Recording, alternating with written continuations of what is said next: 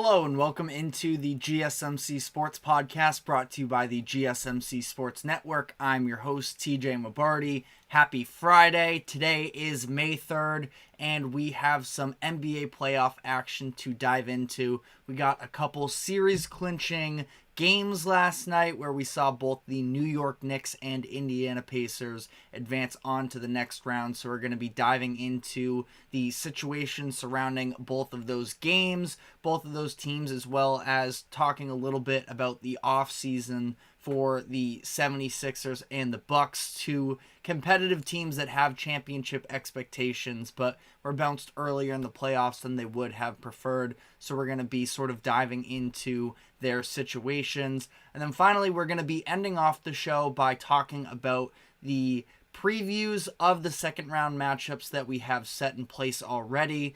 The Denver Nuggets versus the Minnesota Timberwolves, and what should be an incredible series. Hopefully, fingers crossed at least. On paper, it looks like it's going to be one of, if not the best series of the playoffs this year. And then we also have the Knicks and the Pacers, who will be facing off in the second round as well. So definitely stay tuned for my expectations on those. But before we get into the show, just a reminder to like, follow, subscribe wherever you keep up with us. Helps us out a lot. And if you would use the link that is streaming across the bottom ticker throughout the show, that is gsmcpodcast.net, anything would be greatly appreciated. There is no place to start other than the New York Knicks' thrilling win over the 76ers last night. This series was incredible all the way through. The ultimate point differential between these two teams was Knicks by one. Every single game was a barn burner going down to the wire, and it was easily the best playoff series we have seen this year so far.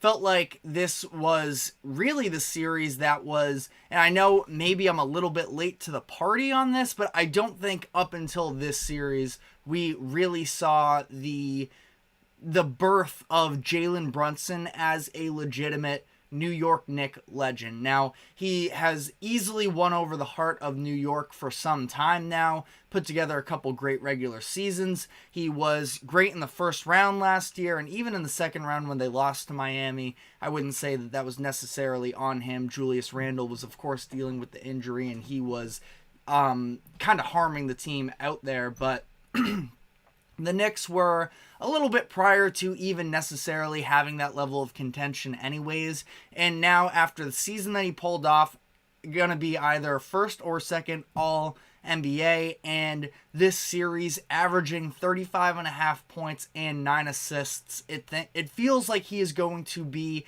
a lasting figure in New York Knicks basketball history. And I know that I'm a little bit younger and maybe I didn't get to watch, a prime Bernard King or Patrick Ewing or any of those Knicks legends, but when you look at this franchise, they've sort of been without, the bar isn't extremely high to be on that upper echelon of legends within the franchise, and Jalen Brunson is rapidly approaching that. Now, maybe I'm being a little bit prisoner of the moment, but I really don't think that is the case. The level of love that New York has for the Knicks as things currently stand are sort of at a historical point. Again, considering sort of the history and especially the turmoil in recent history of that Knicks franchise. But he scored 39 plus points in each of the last 4 games. The last time an NBA player has scored 37 plus in 4 consecutive playoff games was actually Michael Jordan, of course. So anytime you're in that type of company, I forget what the exact stat was they threw at Brunson on the TNT crew when he did the post-game interview, but there was a stat that they gave out there. He was in company with Oscar Robertson 50 years ago. So Brunson is doing something at such an incredibly high level that you do just have to appreciate. And especially, he was the best player in this series, I thought. You can sort of argue, I guess, Joel Embiid, but I think that Brunson was clearly the best player in this one. And time again, when the games got close, which they frequently did, it was Brunson making the plays. And even on a moment like last night where Josh Hart gets this open three from the top of the key, it's because of the fact that the 76ers were giving so much attention to a driving Jalen Brunson that it opened up a shot for others. And we saw earlier in the series they were trying to leave Josh Hart open because they didn't think that was going to hurt. They were trying to accommodate extra for the fact that Jalen Brunson was using the pick and rolls. Joel Embiid still not fully recovered. I mean, obviously, the injury debates around Joel Embiid are going to be you're going to have people who are just going to be on different sides because, yes, he played. He scored 50 points in a game. He looked really good. He definitely wasn't 100%, but he was healthy enough to drop 50, so there are going to be some people making excuses, some people saying he was out there one way or another. But regardless, that's a stupid tangent that I'm getting on here. The point is, Embiid wasn't necessarily at a level of health and a level of mobility enough to the point where the 76ers wanted to have him getting switched into these pick and rolls quite as much, so they were helping off him from the wings and leaving Josh Hart open as a result. And again, just all of this to be said, that the 76ers were specifically game planning to stop Jalen Brunson, and the first two games it obviously worked, but there was only holding Jalen Brunson down for so long, and he ends up torching them. And late in this game as well, even prior to that Josh Hart 3, we saw in the last few minutes of the game, the 76ers were sending two at Jalen Brunson every time he got the ball. It seemed like they were making a statement, we are going to make somebody else hurt us. And the one time they didn't send the double team, he was matched up one-on-one, I believe it was against Kelly Oubre. He blew by him, did the classic Jalen Brunson, which granted is not my favorite move, but it's fully in the rule books, and I obviously understand it. I don't think that it's unfair by any means. But what he does is he uses the speed, gets the defender on his back hip, and then sort of pulls up knowing that the defender is going to run through him from the backside. He ends up hitting the and one, misses the free throw. But again, one way or another, Jalen Brunson was just the full initiator for the Knicks late in this game. And I'm going to sort of avoid trying to get into the semantics of ranking the top 10 players in the NBA because I don't really like that activity as it is. It's very subjective. But when you look at Jalen Brunson and where he stands in the NBA, I feel like it becomes a very interesting conversation as to, is he showing that he can be a number one on a championship team? Because I know that all Knicks fans are going to be saying yes. It did feel like there was a lot of hesitation from NBA fans in general for a very long time in terms of, okay, we know that he's great. There's no denying that. But when it gets to a playoff series, when a team is fully doubling down on you in particular, are you going to be able to step up? And at least from what this first series would tell us, and again, I think that his playoff performances, the past handful of times he's been there, of course, being able to help lead the Mavericks to that 2-0 record against the Utah Jazz all those years ago when Luka Doncic missed the first two games with the calf strain, and then leading the Knicks to the first round win last year, first round win again this year.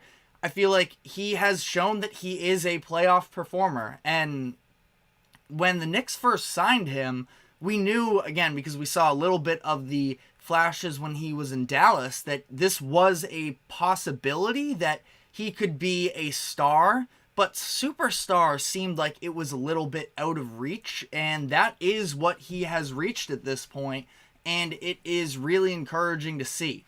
And in terms of this season at least, I don't think with the sort of lack of offensive support, I think it would be incredibly difficult for Brunson to continue to carry the offensive load like he currently is through 4 rounds of the playoffs. Now, every time we set limitations on Jalen Brunson, it seems like he breaks through them, so I'm definitely not counting him out fully, but I do feel like the Knicks are so heavily relying on, their top 7 guys. They're playing, the Dante DiVincenzo's and Josh Harts of the world. They're playing them 40-plus minutes. DiVincenzo, 48 last night. Anunoby, 45. Josh Hart, 46 minutes. And this is obviously a Tom Thibodeau coach team, which he always sort of results to sort of putting those heavy minutes on his starters. But this is at another level of desperation because of the fact that Randall's out, Bogdanovic is out. But anyways, all of this to be said, I do think that there is, like, Jalen Brunson can be the best player on a finals team. Now, I think it has to be a better team than the Knicks currently have, considering all of their health issues and such. But I just think that when you average this type of scoring output, again, it is a first-round matchup. I feel like it's important to at least sort of provide some context. We did just see Jimmy Butler last year average 37 points per game, 38 points per game actually, in the first round matchup. He helped lead his team to the finals, but by the end of it, he was absolutely worn down. And they were reliant on some of these other role players stepping up, which isn't unfair by any means. You're going to need role players to help win playoff series. That's no secret, obviously. But at least for Brunson this season, I don't know if he necessarily has the support around him to fully pull that off. But it was just so fun to watch the way that he was able to take over this entire series. And I'm obviously a Celtics fan, meaning I'm not the number one Knicks fan, but the energy of those fans and the crowd and Brunson, the way he's taken over everything, is really electric, and it is super fun to see. It does sort of slightly, I feel like I've said it before on the podcast, but it does slightly remind me a little bit, probably definitely to higher heights, but the Isaiah Thomas years in Boston in 2000, it was 16-17 when he was averaging 30 points per game, and he was the king of the fourth quarter, leading the Celtics to the Eastern Conference Finals. It does sort of remind me a little bit of that. And now on the Philly side of this, as we have a comment from Thomas Gage saying it's fun to watch Embiid be a sore loser. Philly is in a very interesting position here, and we're going to sort of dive into Embiid specifically as we move on here. I don't know if the 76ers should have expected anything else, really. The season was, I wouldn't say lost necessarily, but as soon as Joel Embiid went down with his torn meniscus, this was sort of along the lines of best case scenario that they could make the playoffs and be competitive, but they were obviously at an inherent disadvantage because of the fact that they lost as many games as they did while Embiid was out. They ended up getting the 7th seed, meaning they were going to play a better team. And, there was a little bit of cause for hope because of the fact that down the stretch of the year, they won 9 straight games, including the play-in win. But they played a better team. And obviously, the close games in this series gave them hope, and I feel like there are going to be some 76ers fans that felt like they should have won that series.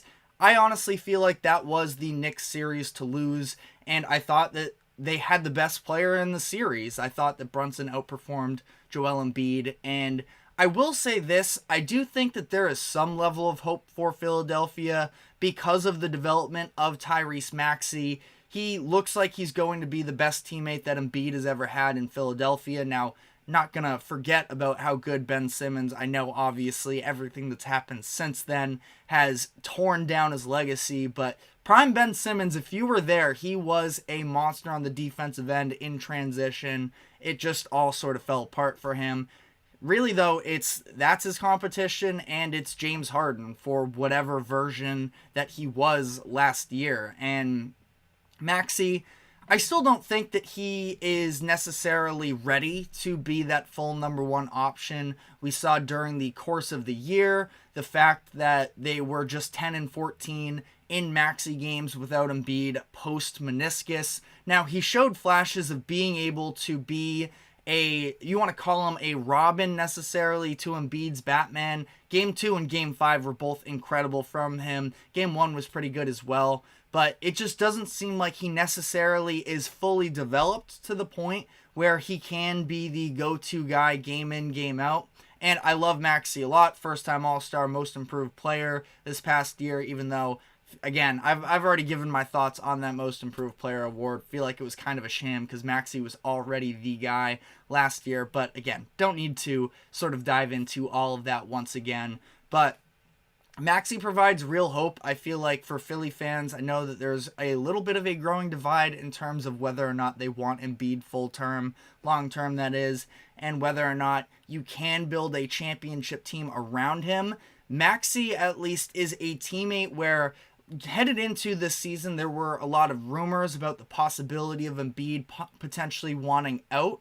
I don't think he's going to ask out anymore, given that he has Tyrese Maxey by his side, and now they are finally off of this Tobias Harris contract, finally, after all these years. It was a very fitting end for Harris, who had 0 points, took just 2 shots in 29 minutes. They mentioned that he took 1 shot, I think it was, heading into the fourth quarter at one point, and I had this moment where it was, oh my god, I forgot he even exists. He was a total ghost, and you know, it's unfortunate because I liked Tobias Harris a lot when he was sort of coming up, was being passed around a little bit, but still found a way to come into his own. But he was a 20-point per game scorer prior to Philly, and that version of him just entirely disappeared. And by the end, he was just a non-factor, making tons of money for this team, over $30 million. He signed that 5-year, $180 million contract in 2019. And now that that is finally over, the 76ers have a new max contract spot. So we're going to be talking about their offseason later in the show. But rumors about potentially upgrading at that wing spot and putting together a little bit more of a big three, because I do think that when you look at this series, there is a little bit of a reality, and you have to keep the injury of Embiid in mind, but I think that Embiid needs legitimate other options next to him, multiple, because of the fact that we've just seen him wear down so much, and that was a repeated theme during this series where it came to the fourth quarter and Nick Nurse was playing him very heavy minutes out of necessity, because as much as I sort of liked Paul Reed in the past, it was pretty rough going for him in this series, and they didn't have a legitimate backup big option. And you have to credit Embiid for fighting through the knee injury, the Bell's palsy, all of it. But it just seemed like he was burnt out in a lot of these late game situations, and conditioning has been a conversation surrounding him throughout the first decade of his NBA career. And this year, like I mentioned, is obviously different because of the injury, but it still is a conversation.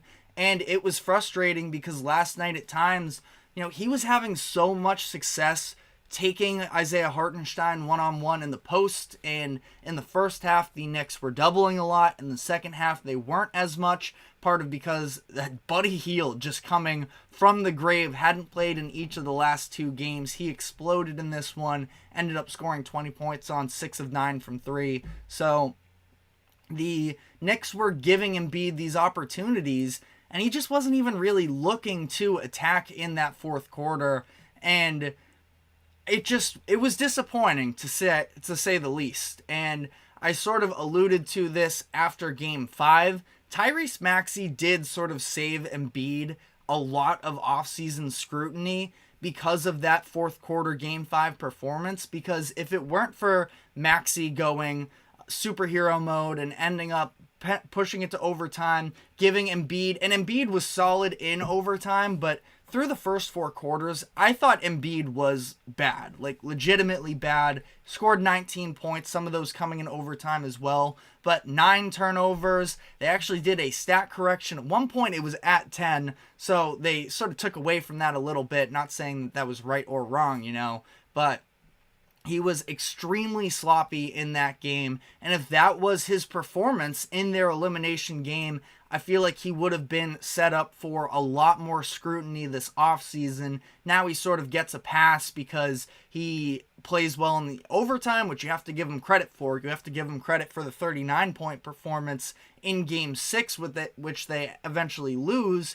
But it's an interesting sort of subplot that everybody's going to forget about, but I'm going to choose not to, and not in a hater sense by any means, but it's the reality of Joel Embiid and these postseason shortcomings. Now, I'll say this was probably the first season, at least in a long time, that we haven't seen a drastic fall off from Embiid from the regular season to the postseason. In this series, he averaged 33 points per game, 10.8 rebounds per game, 5.7 assists per game on 44-33 shooting splits. So he was still good in this series, and by no means do I mean to drag his name through the mud.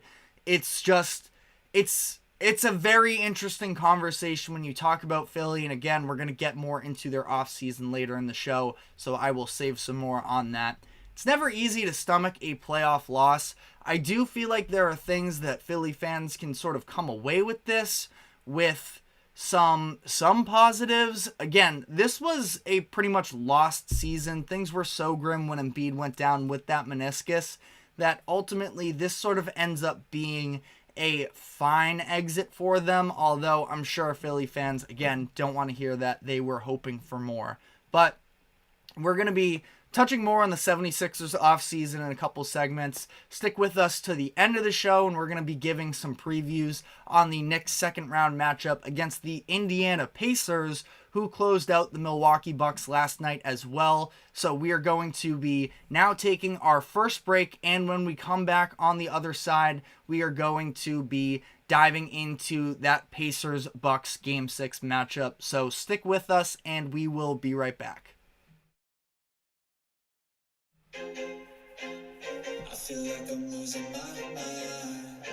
Is everybody in the world blind? Please, Lord, give me a sign, a sign. I feel like I'm losing my mind. Is everybody in the world blind? Please, Lord, give me a sign, a sign. I wanna be the greatest. Everybody on the face shit. I look around and feel like everybody is the fakest. I make this every day and I'm impatient, hoping one day I blow up from the basement. Statement, the top is so vacant. I don't hear shit that I think is amazing. Waiting for my day when I'm playing sold out shows for 1,000 faces. Hey, give me that crown, get in my way and to be put down. It ain't replaced all this my sound. If I want that shit, then I'll get it right now. I'm losing it, the noose it fits. I'm losing shit, a stupid myth. You choose to live or choose to dip. You choose to fight or lose your grip and lose a gift. I feel like I'm losing my mind. Is everybody in the world blind? Please, Lord, give me a sign, a sign. I feel like I'm losing my mind. Is everybody in the world blind? Welcome back into the GSMC Sports Podcast. We do have some breaking news right now, as the Los Angeles Lakers have officially fired Darvin Ham. Now, I want to get into this, but I feel like we're going to do that a little bit more in the next segment. Right now, we're going to be talking about the Indiana Pacers eliminating the Milwaukee Bucks to move on to the second round. In our third segment, we're going to be diving a little bit more into off-season plans for the 76ers and the Bucks, and we're going to slide the Darvin Ham talk into that, so definitely stick with us for that. But on the note of this series between the Pacers and the Bucks, it was interesting. Indiana had a little bit of a scare on Tuesday night when they dropped what should have been kind of an easy game against a very shorthanded Milwaukee Bucks team, and it gave them an opportunity to potentially return. Lillard and Giannis were both out on Tuesday in Game 5, but Bobby Portis and Chris Middleton killed the Pacers. It seemed like they had discovered a little something defensively, and it just did not carry over to this game where, again, it was a scare because you look at this sort of younger Indiana team as well. They don't necessarily have the experience of closing out playoff series. Milwaukee, on the other hand, does, even though not at full strength, but a lot more veterans on that side. So things got a little dicey there for the Pacers. Damian Lillard did return last night, but it was not enough, and the Pacers end up sort of running away with this game 120-88. 98 was the final score in this one. And I mentioned the defensive adjustments that Doc Rivers and the Bucks made in Game 5. It seemed like they had sort of bottled up the starting lineup of Indiana a little bit, as much as he was sort of unbearable with the antics and the post-game interviews and such. But Pat Beverly, I did think, did a really good job defensively against Tyrese Halliburton for what it was worth. Halliburton, still a great player, obviously, just doesn't seem like he has that same level of offense right now. Now, he's dealing with a back injury as well, so I'm sure that plays into it to some degree. He hasn't looked fully healthy since he missed all that time during the regular season with what I believe was a groin injury.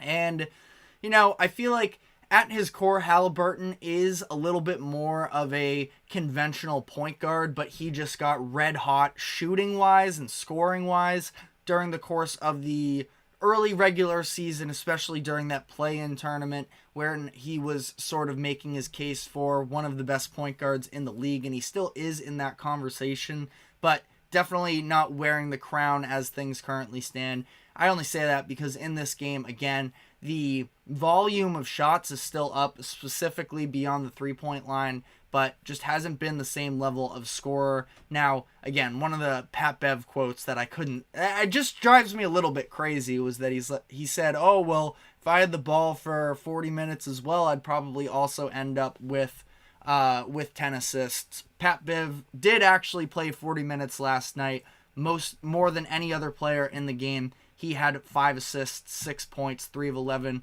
from the field, so I'm not going to talk too much about Beverly, other than the final detail of the fact that he threw a ball at a fan late in this game in the fourth quarter after it was pretty much wrapped up. Now, he defended himself, saying, oh, well, they were talking to us all night, and we asked for help. Nobody really came to remove them, and I still feel like resulting in physical violence, not to sound soft or anything, but that's never the answer, especially when you are an NBA player that's getting paid millions of dollars to play a game. Part of it is dealing with hecklers, and you know what? Is what it is. I've already spent too much time on that whole situation, but again, I sort of dove into this conversation because I was talking about the defense of Milwaukee, which, again, Halliburton was a little bit limited. I thought that, once again, they did a really good job.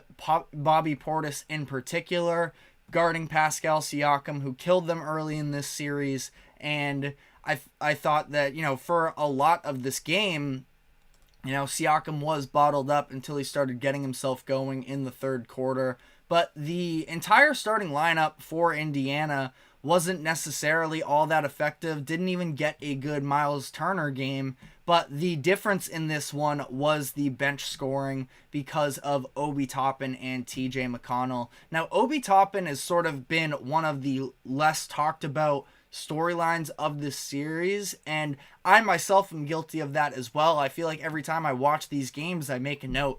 Toppin is having a real effect off of the bench. He's usually the first sub in for Indiana, usually the first sub in the game for a lot of these matchups, and he just opens up the game for them in a lot of interesting ways, specifically running the break. It seems like he fits in flawlessly there. He and Tyrese Halliburton seem to have a really good connection there, and he has just been so effective for them.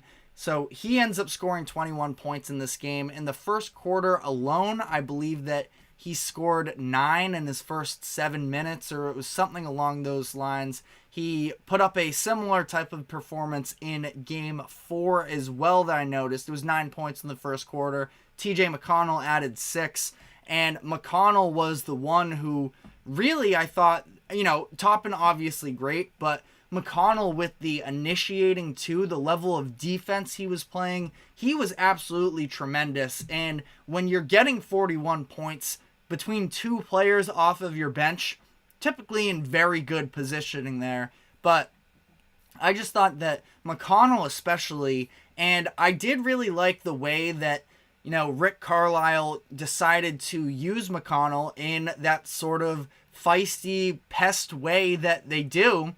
and having him press full court. And they understood the difference between their own team and Milwaukee, that they are much younger, and no, they're not necessarily an elite defensive team. That's been the number one criticism, I feel like, of the Pacers throughout the course of the season, but they're feisty. And I thought that they did an incredible job putting the pressure on Milwaukee, never letting them breathe, and they don't necessarily have options outside of Damian Lillard to be in these full court press situations. Now, Bobby Portis broke out, I think, a couple times, and that is typically, the Bucks, other than that, though, just never made the Pacers pay for trying to put that full court pressure on them. And TJ McConnell ended up with 4 steals himself, had a couple steals from Andrew Nembhard as well, who was excellent in this series. The Pacers are just such a fun team, and I feel like that matchup against New York is going to be very physical in a lot of ways, and I think it's going to be a really good series. I know that the Knicks are obviously riding really high, but again, for a team that doesn't necessarily have a ton of depth options, you look at the Knicks last night, I think their first points scored off of the bench were Mitchell Robinson left wide open in the fourth quarter because the Sixers sent a blitz at Jalen Brunson, and Robinson ended up getting a dunk. But outside of that, they got one other Miles McBride 3 in that fourth quarter as well. That was a pretty timely shot. But 5 bench points for New York last night, as opposed to Indiana, who has had a consistent, and obviously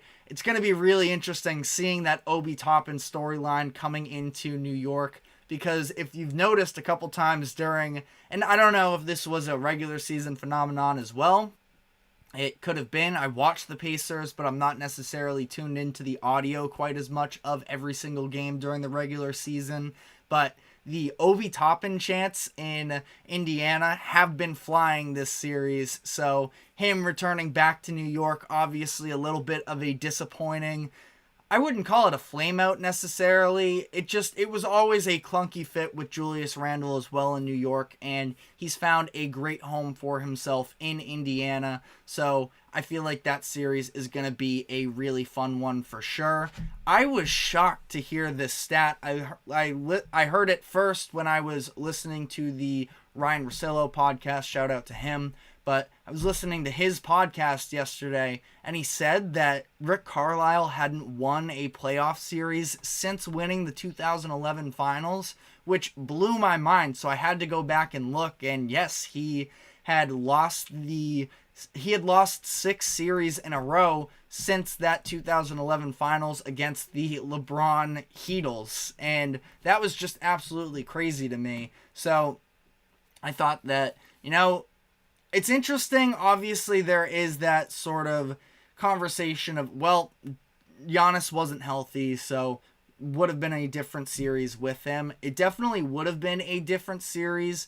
I was leaning, granted, when I made my pick of the Pacers over the Bucks, it was knowing that Giannis was going to miss at least the first couple games, and I thought that they were going to build up an insurmountable lead for if Giannis was even going to come back, and he never even played a single second in this series, so I know that a lot of people, there was a conversation surrounding the Bucks last year in terms of whether or not them losing to the Heat last year was a failure. I still have a little bit of a hard time labeling it as a full-out failure because they didn't necessarily have a fair chance without Giannis, and Damian Lillard ends up missing a game as well, was hobbled in game 4 as well, where he stuck it out, but that's where he suffered the injury, and he just wasn't fully healthy from there. So it is just a very interesting sort of offseason ahead for the Bucks. That's what we're going to be touching on in our next segment, but I guess final thoughts on this segment, or on this series as a whole. I know we didn't have his most efficient series, or night that is, last night, but the sort of return of Chris Middleton was definitely encouraging to see, and we'll talk about how he fits into the Bucks' long-term plans when we get into their offseason in the next segment. But it was good to see his sort of development and I wouldn't even say development is the right way to go about it, because he's been developed. It's just that he hasn't been healthy, and that is something that you can feel good about if you are the Bucks moving forward. But I guess keep talking about it, hinting at it a little bit. May as well just take our next break here, and when we come back on the other side, we're going to be diving into the offseason ahead for these teams. I also want to give my thoughts on the Darvin Ham firing, so stick with us, and we will be right back. Looking for your daily fix of sports talk without having to pay for it? GSMC Sports Network is available on YouTube. Just search GSMC Sports Network. Get your fix of daily sports talk shows on YouTube, absolutely free. NFL, college football, NBA, MLB, MMA, UFC, fantasy football, and so much more.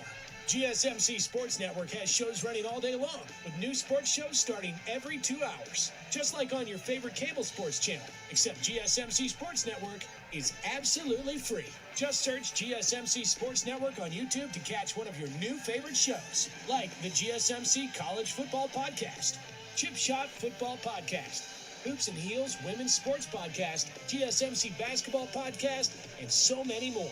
Check it out for yourself. GSMC Sports Network, now available on YouTube absolutely free. Search GSMC Sports Network on YouTube right now.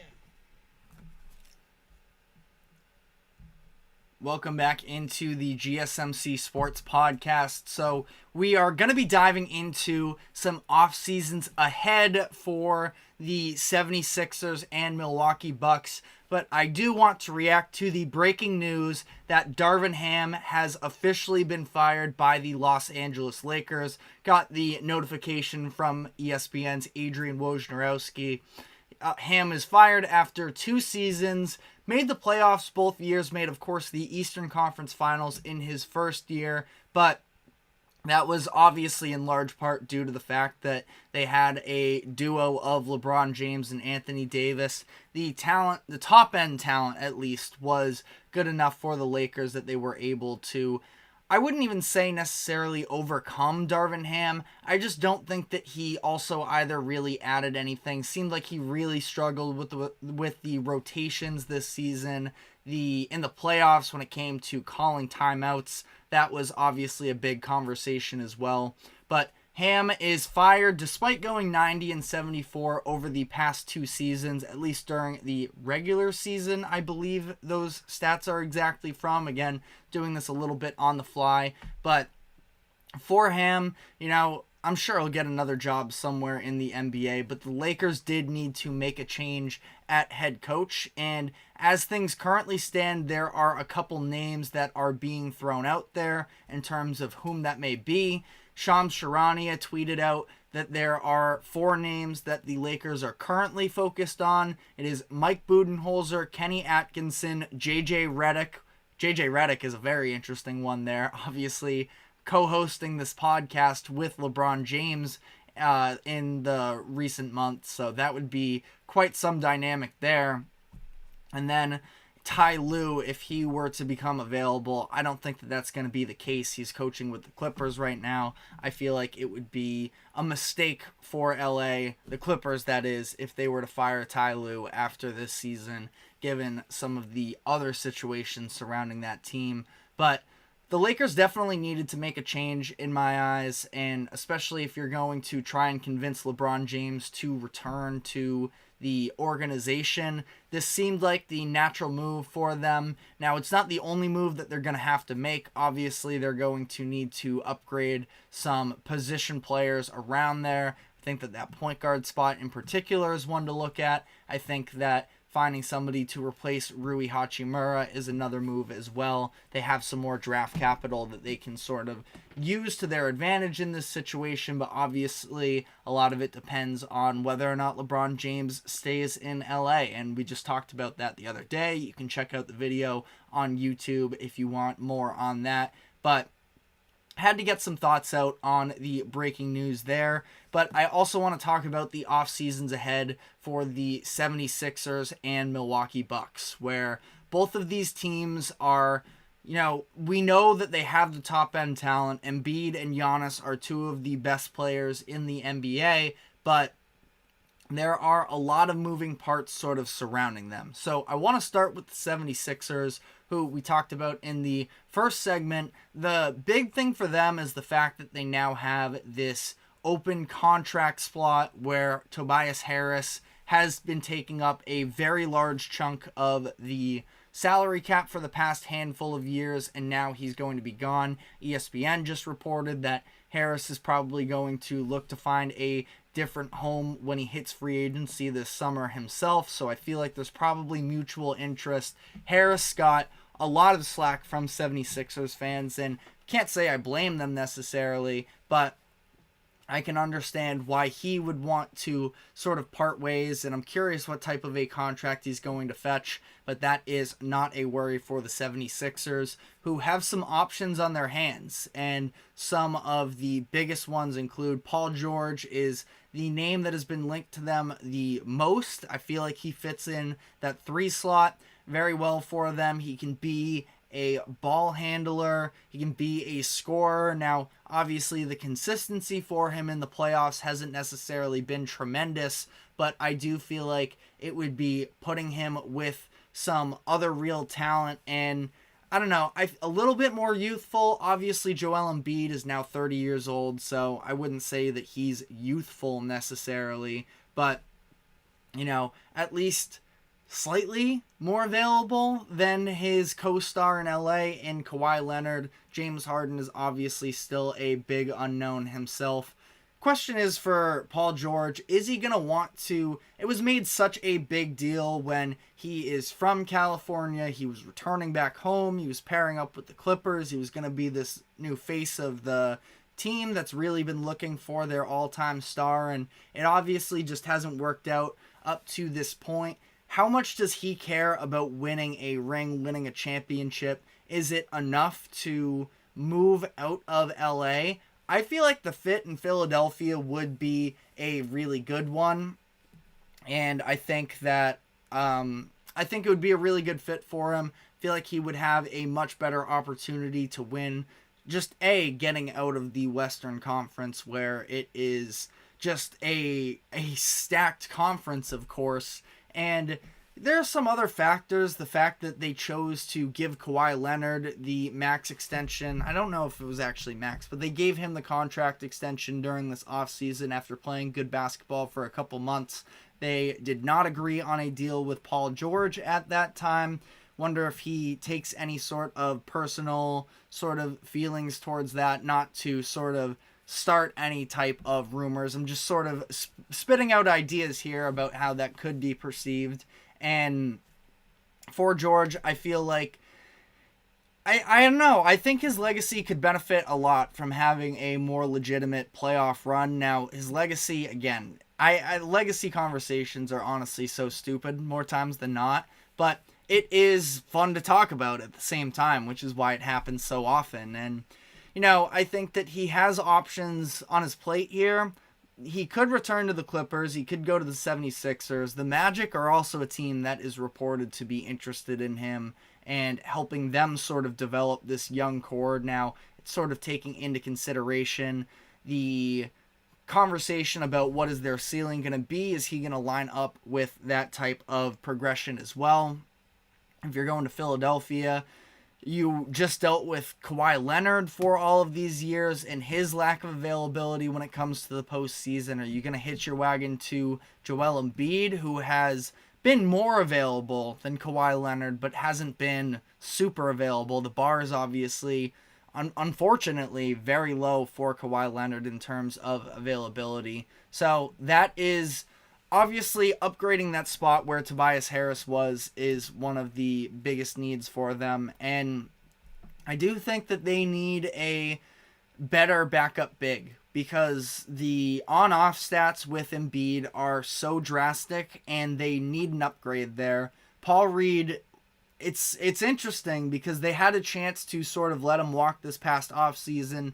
The Utah Jazz they offered him a contract. Reed was a restricted free agent. Still, I think one of the funniest moves by the general manager of the Utah Jazz, in Danny Ainge, put in a clause there that if they were to make the conference finals, that he would get an extra incentive. The Jazz were definitely not thinking they themselves would make the conference finals, but it was just sort of an FU to the 76ers to try and let him go. But they decide to pick him up, and unfortunately, and I like Paul Reed a lot. I've been a fan of him, basketball Paul, since he has sort of made his emergence in the NBA, but this was just a really tough series for him, and it was clear that Nick Nurse did not trust him really whatsoever. So it's not, super drastic. He's making $7 million next year. It's going to be $8 million in 2025-26.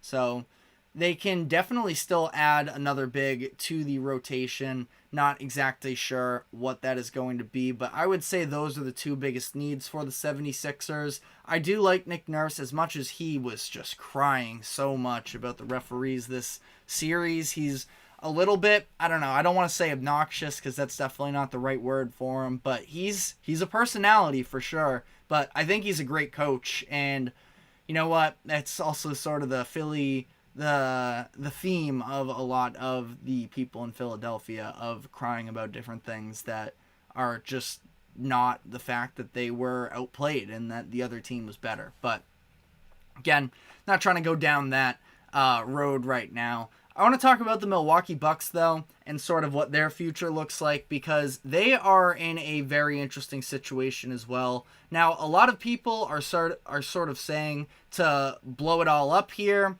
that it is just about over for them because of how old they are, and they're very restricted, one of the more expensive teams in the NBA, and they have no control over their draft capital through the 2030 season. They have a pick swap coming up, I believe, in this upcoming season with the Pelicans. So the Pelicans are probably going to hold on to that. I believe, if I have this right, that they are going to have their own first round pick, assuming I have the pick swap details right on that one. And then from there, they don't have their first round pick in 25, another pick swap in 26.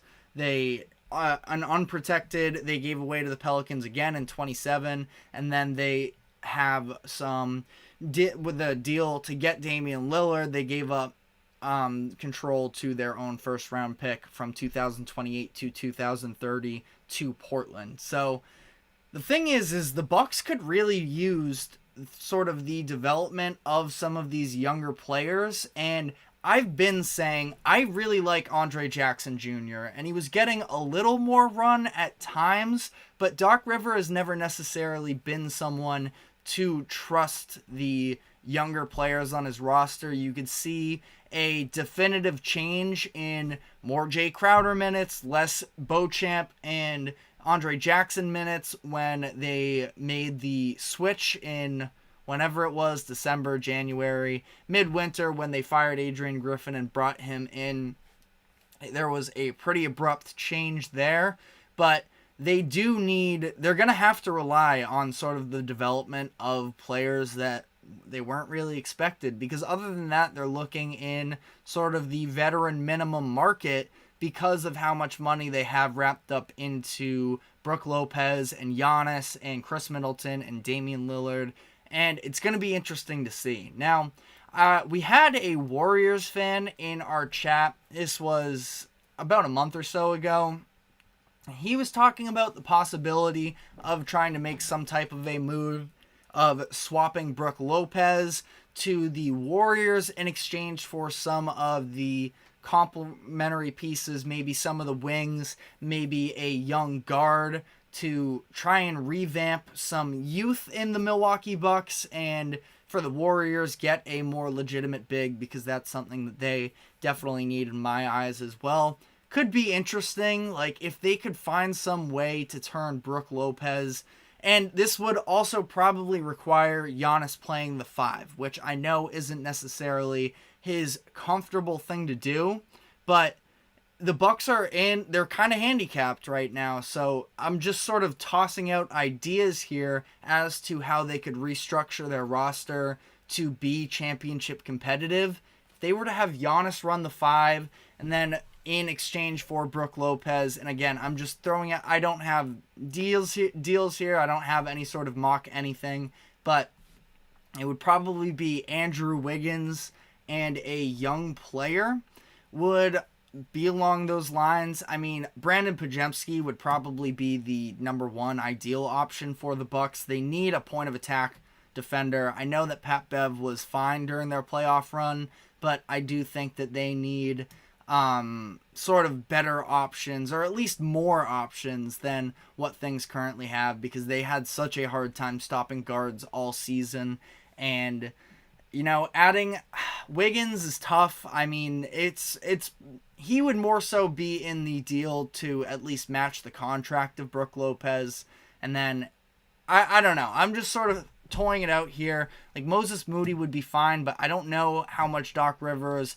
Moody is a lot less of a proven as things currently stand than Pajemski, so I don't know if Doc Rivers would necessarily be on board with giving heavy minutes to somebody like that, even though I do feel like he brings a ton of defensive intensity, can shoot the ball, can provide some winning things. It just hasn't necessarily fully worked out with him in Golden State just yet, but definitely let us know in the comment section if you have any types of ideas for fixing Milwaukee, because they have to keep trying. They have Giannis, they have Damian Lillard right now. Now, Lillard could potentially be a flip if they really felt like it.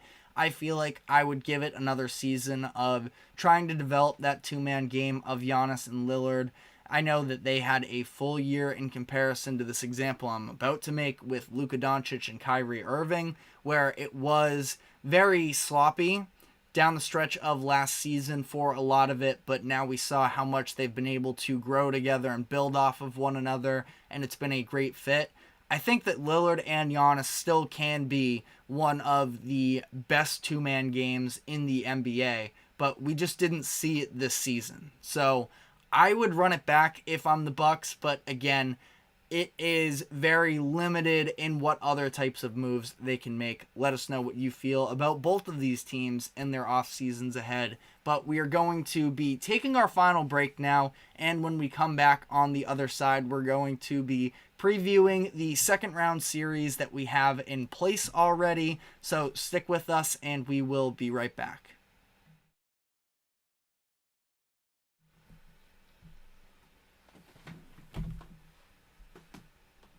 For the best and latest podcasts available anywhere, go to the podcast app on your cell phone and type in GSMC to access free content-rich podcasts on health and wellness, book reviews, sports, entertainment, relationships, social media, movies, technology, finance, and even weird news. Subscribe and download the GSMC Podcast Network's family of shows, available everywhere podcasts are found. Welcome back into the GSMC Sports Podcast. We are headed into our final segment of the day, where we are going to be previewing the second round series between the Knicks and Pacers and Nuggets and Timberwolves. I'm going to be giving my gut reaction picks. I really don't feel great about either one of these series, but for the sake of content, we're going to do it. We'll say, did pretty well with the predictions in round one. I don't want to toot my own horn or anything and talk about it too much, but doing pretty well for ourselves. March Madness was very rough in terms of predictions, so getting the wins in round one did at least feel good. But Knicks Pacers, I feel like the biggest thing in this series is going to be sort of what we talked about earlier, is the fact that the Pacers are a much deeper team than the Nuggets are, and they obviously love to run. And the Knicks are a team that, you look at the minutes that a lot of their starters have played, it's not like they are going to be unconditioned or anything, or aren't going to be able to keep up with the Pacers, but specifically when you do look at Jalen Brunson, and again, I'm not saying that anybody on the Knicks is incapable of being able to play this way, but if the Pacers are pressing him full court and they are running in transition frequently, I do feel like tired legs can definitely keep up to that. catch up with the Knicks in this situation, and they really don't have much wiggle room in terms of other bench options, where right now the only players coming off of the bench right now for them are Mitchell Robinson and Deuce McBride for the most part. Now, we did see Precious Achiuwa earlier in the series versus the 76ers, but he was basically played out of that one. And I'm not really sure what other options they are going to have. Alec Burks just, fell off the face of the map. Maybe he's somebody who could miraculously work his way into the rotation if they needed him. But I feel like the pace is going to be a massive story for them, and the physicality as well, because the Knicks obviously are the team that they have a little bit more veteran talent, even though Pascal Siakam has more playoff experience really than anybody on the Knicks. But outside of that, the Pacers obviously don't really have a very experienced group in terms of postseason play. Now, I'll say this. They don't have the experience, and I feel like the Knicks, game one, are probably going to punch the Pacers in the mouth. That's what we saw in this past series when they faced off against the Milwaukee Bucks, because of the fact that it takes adjustments when you come to this next level of heightened play. But I thought the Pacers and Rick Carlisle did a tremendous job of being able to overcome some of their early struggles. And like I said, even closing this series out, granted, the Bucks were very short-handed. I do feel like this was an opportunity where things definitely could have gone sour for them, that they could have gotten in their own heads and let this one slip away from them. But they were definitely rallied off of the home court advantage. I think Indiana, I mentioned this before too, so I'm not trying to harp on it too much. Indiana doesn't get enough credit for. It does seem like the fans there are fully into it. They haven't been able to have a Pacers team to really buy into to this level in a handful of years. And it seems like the Pacers are now sort of arrived. They also feel like a team that's maybe a year away in my eyes, but that being said, I do give them a very real chance in this series to be able to knock off the Knicks because of the fact that they're definitely deeper. Now, Jalen Brunson, once again, is going to be the best player in this series, and it is hard to overlook that by any means. But I would say that the Pacers are a little bit more equipped to be able to actually face up with them. Andrew Nembhard is somebody who doesn't necessarily get talked about all that much from a national perspective, but they are legitimately, he is a legitimate good point of attack defender, and he doesn't necessarily get the credit he deserves. And he was feisty in this series in terms of getting into it with a couple different players on the Milwaukee Bucks. He wasn't scared to, get into it with anybody.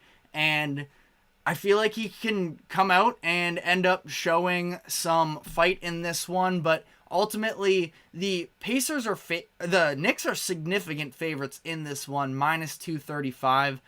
I feel like I would have to lean with the Knicks in terms of the Pacers can just be a little bit inconsistent when it comes to the defense. I feel like that is where they're still gettable. Even though, as much as I talked about Andrew Nembhard as a point of attack defender, TJ McConnell, I gave my flowers to earlier in the show as well. But at the same time, I don't know. I do feel like, I'm sort of struggling with this as we talk it out here. I would lean with the Knicks, but I don't feel entirely confident about it because I think that the Pacers can hurt you offensively in different ways, but they also don't have that go-to scorer that the Knicks defense, I feel like, is going to be able to step up in this one yet again. That sort of feels like the way that the Knicks have to win is by playing really good defense, and Jalen Brunson just sort of banking on other teams aren't going to be able to stop him when he is feeling himself. And I just don't think that the Pacers, especially since the regression, if you want to call it, of Tyrese Halliburton during the course of the year in terms of him not being able to be a takeover scorer like he has now. Who knows? Maybe he's getting healthier by the day. We've seen him dealing with this back injury. I don't know if I'm necessarily there with him, and I just feel like the Knicks, this is going to be a very physical series, which I do believe favors the Knicks, but I'm definitely not ruling the Pacers out in this one. I feel like there's different value if you are into betting. Plus 195 for the Pacers isn't bad value in my eyes, but other series, sort of the, as I'm calling it at least, the de facto Western Conference Finals between the Denver Nuggets and Minnesota Timberwolves. I believe that these are the two best teams in the Western Conference, and either one of whoever comes out of this series, I think as long as they're fully healthy, are going to advance to the NBA Finals.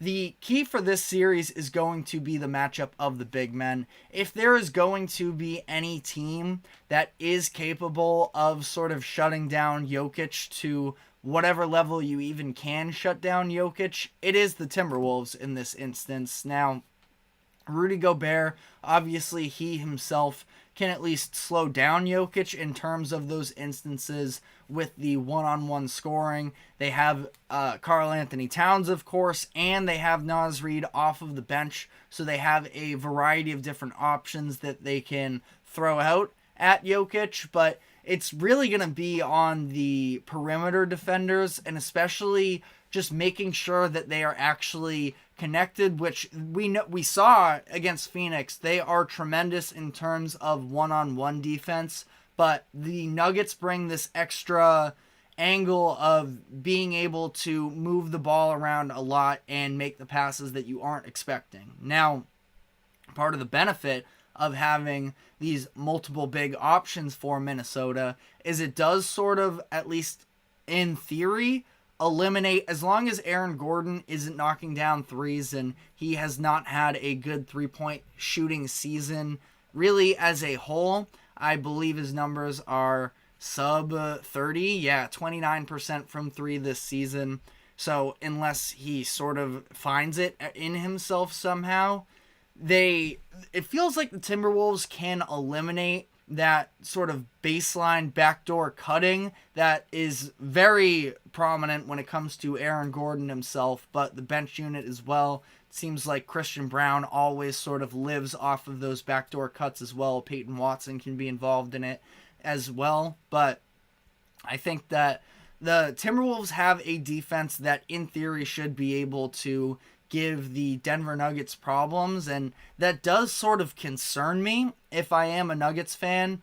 This is a situation where it seems like one of these unique offensive attack strategies that they've really been able to thrive off of might not necessarily be there. Now, for the Timberwolves, Karl Anthony Towns has to stay out of foul trouble because he kept putting himself in jeopardy in this series against the Suns, and ultimately it didn't affect the final results because the Suns were just a mess. But for the Timberwolves, they are a significantly better team when they have Karl Anthony Towns available for them. And Anthony Edwards said it in a press conference after, I believe it was Game 4, could have been Game 3, but it was when he was on the podium with Karl Anthony Towns, and he was saying to him, stop fouling, because in the second halves when Karl Anthony Towns is actually available, because there were a couple instances, I think it was Game 2 maybe, I have my notes in front of me, I can look into it, but in whatever game it was, he ended up picking up 3 fouls in the first quarter, the third one coming in the final seconds of it, and it was just stupid because he went out of his way basically. He was along the perimeter, and he crashed in from the three-point line to run somebody over and pick up his third foul that had him sitting basically the entire second quarter. And it can just be so frustrating with him. It was running over Devin Booker. This was in Game 2. So it's just, when he's actually available for them, it adds this other layer to their offense, and they're going to need him defensively as well. I know that Karl Anthony Towns hasn't necessarily been known for his defense over the course of his career, but I feel like he's steadily improving. It seems like we're seeing the maturity with him in real time in terms of playing less selfish basketball, putting his body on the line. He needs to be available, though, especially in this type of a series where I don't think that there is a very big margin for error in terms of the Timberwolves side of this whole thing. But I'm going to lean with the Denver Nuggets, even though from a matchup-wise, I really don't love it. But I don't think I can pick against the Denver Nuggets. Going to be curious to see what version of Jamal Murray we get, especially in that two-man game. Because we saw some inconsistencies with him, but at the same time, some red flags with the Timberwolves during the regular season is that their offense late in games could get a little bit clunky. For the Timberwolves, and for the Nuggets, that is the opposite of the case. They are so great at executing in the clutch, and it really didn't feel like the Timberwolves were even put to the test in that type of crunch time situation, because specifically in that third quarter, they were typically running away from the Phoenix Suns. Now, I know Game 4 was a little bit closer down the stretch. Anthony Edwards was in takeover mode, but that's kind of what it feels like they are reliant on, is Anthony Edwards just putting on his superhero cape and going to work. Whereas I think that the Nuggets are a little bit more well-distributed, plus that two-man game of Murray and Jokic. They can run so much out of it, and they are so dominant. So I'm going to lean with the Nuggets. I'm going to lean with the Knicks, so I'm going a little bit chalk here. I don't feel great about either one of those picks, but I think we're going to get two really good series. I feel like Knicks Pacers is going to be really entertaining, but has the chance to be a little bit sloppier, whereas I feel like we're going to get some, pinnacle of basketball matchups between the Timberwolves and the Nuggets, and I'm really looking forward to it. Now, Knicks and Pacers, I believe, don't tip off until Monday, so we have some time until that. We'll be back on the show live before we actually get to that, but the Timberwolves and Nuggets are tipping off tomorrow night, so we will definitely give you thoughts on the Game 1 matchup there. We're going to have the results from the other two first-round series that are taking place by then. So there's going to be a ton to get to on Monday. So we will definitely dive into all of that. But that is all we have for today. Thank you very much for tuning in to the GSMC Sports Podcast. Thank you to the GSMC Sports Network for allowing us to host this show. We run live every weekday, 2 to 3 p.m. Eastern Time. So definitely be sure to catch us. Remember to like, follow, subscribe. Check us out on social media for more exclusive short content as well. And we will see you on Monday. Have a great weekend. Take care.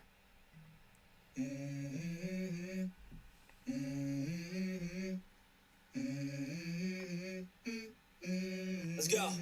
I wake up to a little bit of drool on my pillow, feel like it's gonna be a bad day. Yeah, I'm tired of shit, and the coffee ain't hit yet. Damn, ain't that great.